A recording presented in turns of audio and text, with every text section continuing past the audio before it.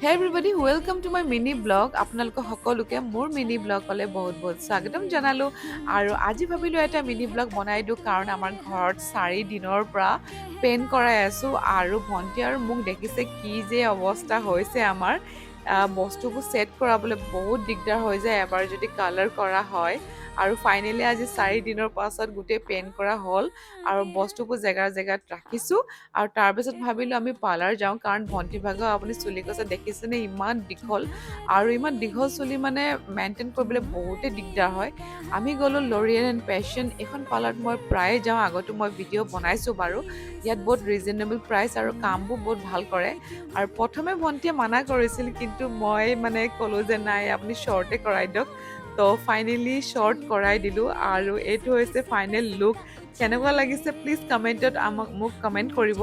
আৰু নেক্সট ভিডিঅ'ত ধুনীয়া লগ পাম তেতিয়ালৈকে ষ্টে ছেফ এণ্ড বাই।